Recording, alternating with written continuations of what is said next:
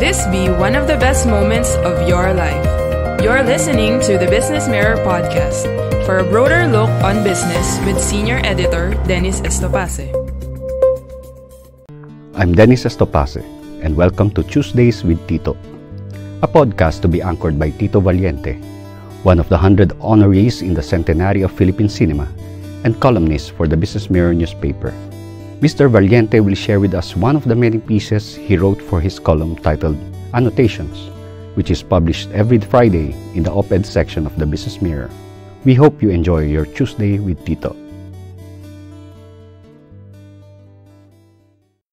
Tuloy-tuloy sa cherry ating pagsasama, kahit sa hirap man o sa ginhawa, lagi kang nariyan sa tuwing pinatawagan. Sulit ang pagsasamahan. Cherry atin to, cherry atin to,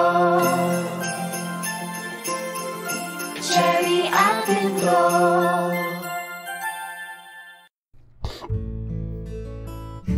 In search of true kin. The one in blue striped shirt, sir, the girls nearest me chorused. I had barely entered the room of the Basco National Science High School when I spoke in a loud voice my search for a Valiente. For some years now, I have been meeting online through Facebook many Valientes. 9 out of 10 they are from Batanes. I have always thought of my family name as Bicol in origin and rare in that region. In my past travels, I met some Valientes in Iloilo, but I could count them in my hand. Not with the Batanes population.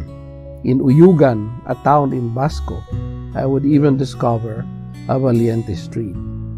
Where? I ask again. Sir, he is there, right at the center. I looked again and saw this young man, his shoulders hunched. I found myself soon looking down on this young man. I am a Valiente like you. I tried to sound gentle, but to no avail. The huge city has made me a bit arrogant, too confident in a world where masculinity and timidity, I would discover, were charming commodities. I pulled a plastic chair and sat down in front of him, my hand on the writing pad of his desk. If he was planning to stand up and move away from my inquisition, there was no way for that to happen. There were 2 chairs to his left and 2 of his classmates to his right. Behind him were eager eyes and ears waiting for something to happen. He raised his head. He had my almond-shaped eyes, and with an arduous conceit, I immediately claimed in my head a similarity. I could be exaggerating, or I must have been carried away by my own desire to claim kinship in this land I was yet to discover. What's your name? I asked in Tagalog. Paul po. Paul Valiente. I added the family name as if afraid he would change his family name just to avoid the impending conquest. I could barely hear his voice. He must be the gentlest person I have ever encountered. Am I being ethnocentric? The sound of that word came with a thud. It was no more a word floating between my brows. It was turning into a heavy construct. The moment was being anthropologized and I despised it. Tuloy-tuloy sa cherry ating pagsasama, kahit sa hirap man o sa ginhawa, lagi kang nariyan sa tuwing pinatawagan. Sulit ang pagsasamahan. Cherry atin to, cherry atin to, cherry atin to. There was no need to attack my own bracketing. As I started talking and not asking, Paul was also responding. He is from Itbayat. Itbayat, I repeated the name of the place. He noticed the sincere surprise. Is it true this island has no beach? A cursory reading of the ethnographies of the place had already informed me about the singularity of the island. Paul affirmed what I said. Itbayat is an island without a beach. One has to navigate and catch the right wave so one could jump to the rocks, serving as support. What if you miss it? Then you fall into the sea. Paul uttered those words as if it was the most natural thing on earth. How many are you in the family? He has 9 siblings, 5 of them in Basco. What about your parents? What do they do? Paul's father is a farmer and his mother is a licensed daycare teacher. Do you still go back to Itbayat? Yes, Paul answered. I am in fact going there this weekend. I could see the sea and the ease with which Paul navigated the waves. What are you doing there?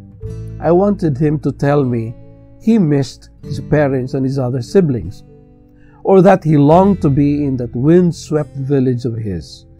I was ready to hear him say, I will be on vacation. But Paul said, there are many things to do during harvest time. My father needed some help. Paul said we would be harvesting root crops. So, do you bring them to Basco? Paul said no. The harvest is for their own use, for the family. The small surplus they gave away to neighbors. Paul did not notice my disbelief. It is true what anthropologists say. People living in subsistence economy compose the affluent society. Itbayat is the northernmost island of the Philippines.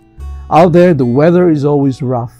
What happens, Paul, when storms hit your place? We evacuate and seek shelter somewhere. With families whose homes are small, they are helped by those who live in more stable structures. Back in Basco, we were told that for the Ivatan, the native of Batanes, it is not proper to seek or ask for help. Your neighbors will always go out of their way to help you. Paul was affirming the stories. There was a pause in our conversation. I kept looking at the dark, brown skin of Paul. I then asked him to stand up so we could have our photo taken. Paul stood up. He was 1 head taller than me. Before I left him to go back to my colleagues, all members of the Executive Council of Cinema under the National Commission for Culture and the Arts, I told Paul I wanted to give him something. I was holding in my hand a folded piece of paper, tucked inside of which were 2 500 peso bills. This is not a gift, Paul, I told this young man, who this time had his head bowed down again. This is just to show you how happy I am to have met you, a Valiente in Batanes. Paul kept his head down. He did not touch the folded paper, which I pushed closer to his notebook. Then I left him. Soon our outreach was over. On our way out for the usual photo session, I looked for Paul again. He did not thank me. He did not mention the small gift. But he stood closer to me, this time less shy and with the faintest smile on his lips. 3 tall young girls called his name. I went to the girls and asked them if Paul was popular. They all said yes. I glanced back at Paul and asked him if he had a girlfriend already. Before he could answer, the tallest and the loveliest of the 3 girls responded, "Soon!" Then she smiled at me, then to Paul. "Thank you, Paul," was all I could say to the young man as we left the school. From afar, a tiny plane was gliding down to land in Basco. Was it coming from Itbayat? The blue sky was perfect for a flight to any island at all. The hot afternoon assured a calm, quiet sea anywhere, even around the most isolated island of this sad nation. Tuloy-tuloy sa Cherry ating pagsasama, kahit sa hirap man o sa ginhawa, lagi kang nariyan sa tuwing tinatawagan. Sulit ang pagsasamahan. Cherry atin to, Cherry atin to, Cherry atin to. Thank you for listening to the Business Mirror podcast. For a broader look on business, follow us on Facebook and Twitter at Business Mirror. Until next time.